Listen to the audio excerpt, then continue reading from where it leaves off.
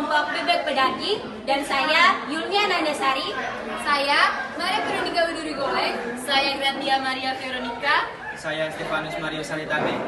Saya Devon Christian Abdi. Saya Alberto Yunus Kapayong. Dan teman kami yaitu Cornelia Fatia Hando. Selamat menyaksikan. Halo semua. Kali ini kami sudah berada di tempat ternak bebek pedaging bersama Pak Enjo, dan kami akan segera mewawancarainya. Sekarang saya berdiri dengan pemilik dari peternakan bebek ini. Kalau mungkin bisa perkenalkan nama Bapak. Oh, nama asli saya itu Umar Ibnul Khattab Wukuf Arafi.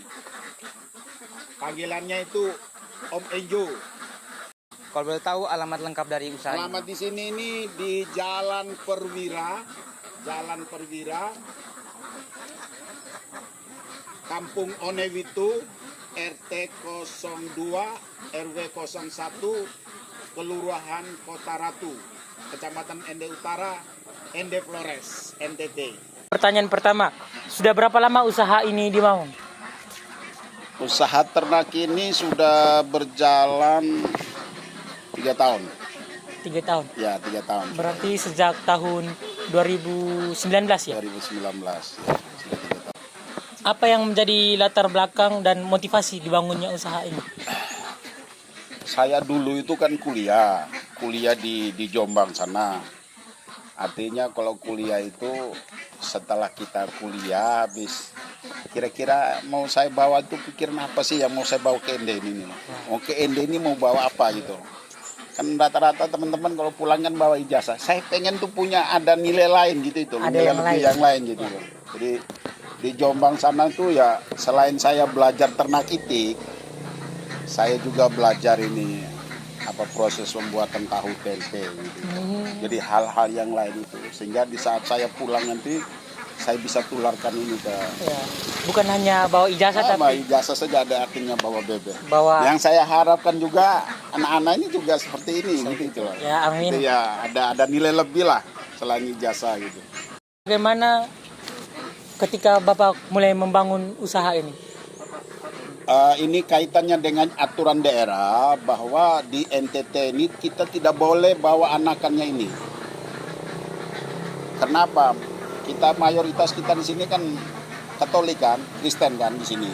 Jadi yang bisa menyaingi babi itu ini barang ini itik ini. Sehingga tidak boleh. Yang boleh bawa masuk ke NTT itu anaknya ayam. Anak ayam? Ya, anak ayam. Kalau ini tidak boleh. Sehingga saya siasati. Kemarin tuh saya datang saya bawa telur gitu. Modal awal tuh bawa telur itu 100 butir gitu. Saya tetaskan. Itu yang jadi itu sekitar 68 ekor waktu itu. Jadi kalau kita bawa ini, kalau masuk di pelabuhan, kalau ketahuan sama karantina, itu diambil, tidak boleh ini, tidak boleh bawa itu. Jadi bawa telurnya habis. Nah kebetulan saya jalan darat dari Surabaya, terus sampai di Labuan Bajo sana itu ditanyain gitu sama karantina. Kok ini bawa telur itik? Tapi alasan saya itu bilang ini bukan untuk dikembangkan, untuk dikonsumsi. Lah kenapa banyak begini gitu? Saya bilang Surabaya itu bukan dekat Pak gitu loh. Jadi saya bawa ini untuk saya konsumsi. Setelah saya sampai sini saya tetaskan. Terus berkembang sampai sekarang. Mengapa Pak memilih tempat begini? Mungkin sebelumnya ada tempat lain. Saya punya lokasi di sana di Nangaba sana di Raba gitu. Cuman di sana kan kita harus butuh modal untuk bangun kandangnya gitu. Ya. Nah, kebetulan sementara ini di sini itu kebetulan ada rumah nganggur. Jadi untuk sementara ya saya ternak dulu di sini saja. Ya. Nanti kalau suatu saat kalau pengembangan lebih besar lagi bisa pindah ke tempat yang lebih besar lagi. Selanjutnya, kalau kalian boleh tahu ini, bagaimana kegiatan setiap harinya dalam menjalankan peternakan ini atau usaha ini? Kerjaan utama saya itu ojek sebenarnya, ojek. Ya. Kerjaan utama saya ojek. Habis ini nih sampingan. Jadi ini satu hari ini makannya 2 kali gitu tuh. Makannya 2 kali. Kira-kira jam 10 sama dengan jam 5 sore gitu. Ya sudah setelah itu mulai dari kayak macam tempat tempat minumnya itu kita sambung dengan bak besar ini. Oh, bagus. Jadi kita tidak perlu ngangkat lagi. Kalau memang airnya habis, tinggal kita buka keran gitu untuk memudahkan pekerjaan seperti itu. Gitu. Kan tadi kan Bapak bilang kan makan kan 2 kali sehari. Kalau boleh tahu makanan apa yang diberikan kepada ternak? Dedak jagung. Oh, dedak. Dedak jagung campur dengan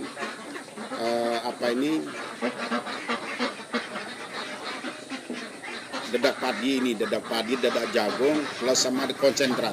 Oh, Konsentrat. Di konsentrat itu fungsinya untuk perangsang telur. Nah, sementara ini kita belum ini karena memang belum diprogramkan lagi untuk telur gitu. Jadi kalau biasanya itu sekitar 68 butir satu hari. Nah, sementara ini kita karena keadaan jadi kita belum programkan telur lagi. kriteria bebek yang siap dikonsumsi dan dijual itu seperti apa?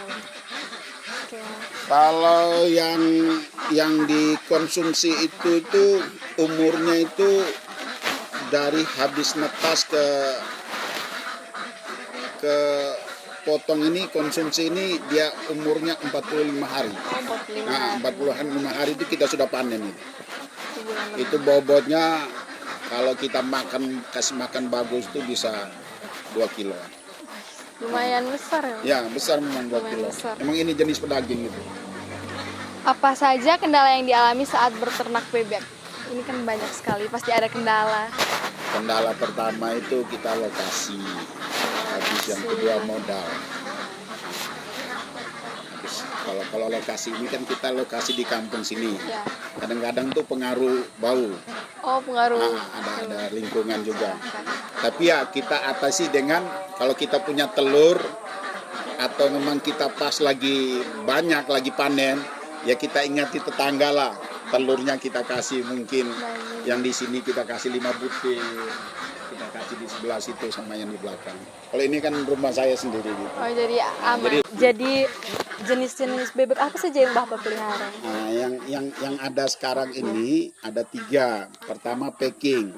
Dirinya itu dia punya bulu putih, mulutnya kuning. Oh, Nah, itu Peking.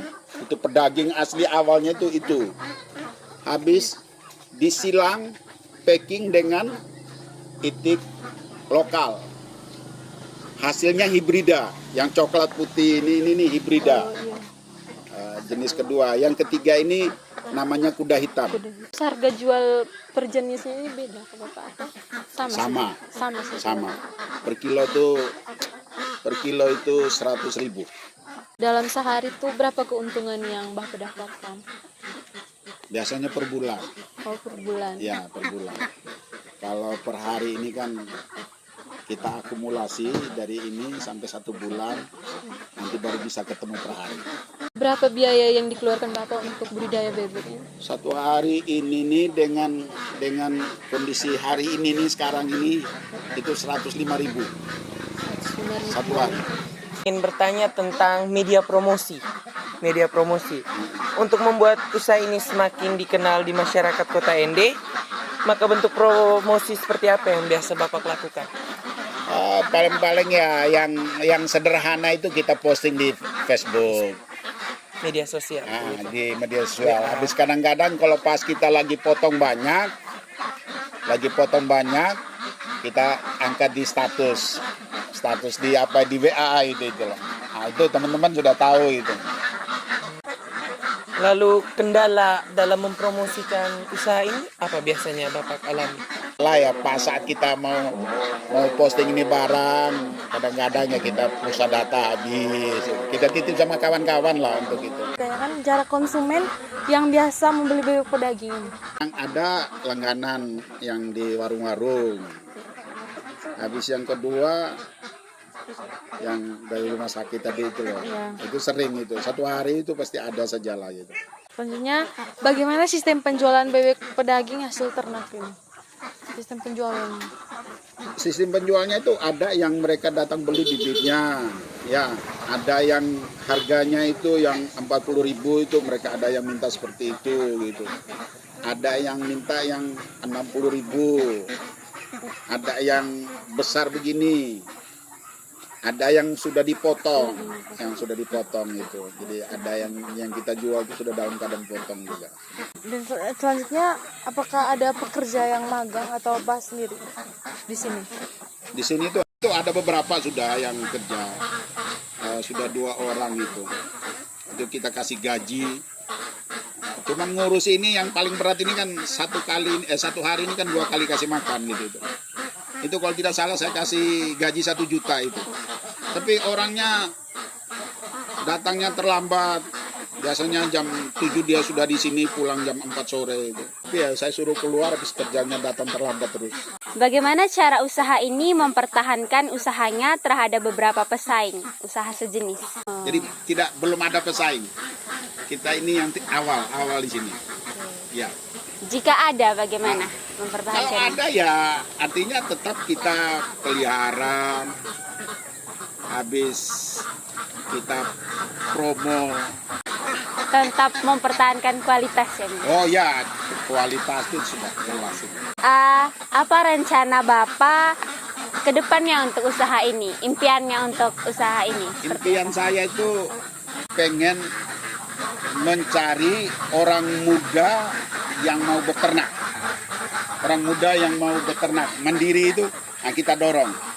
Ya kita support lah, kita bantu bibitnya, habis kita pendampingan, habis juga nanti kayak macam ilmu yang penetasan segala macam itu kita ajarin. Yang penting ada orang-orang muda yang mau ternak ini nih, saya dorong. Jadi bagi pemuda yang mau terjun dengan usaha ini, ada Om Enjo yang mau membantu. Saya kasih ilmunya, saya modalin juga gitu. Yang penting ada yang mau gitu.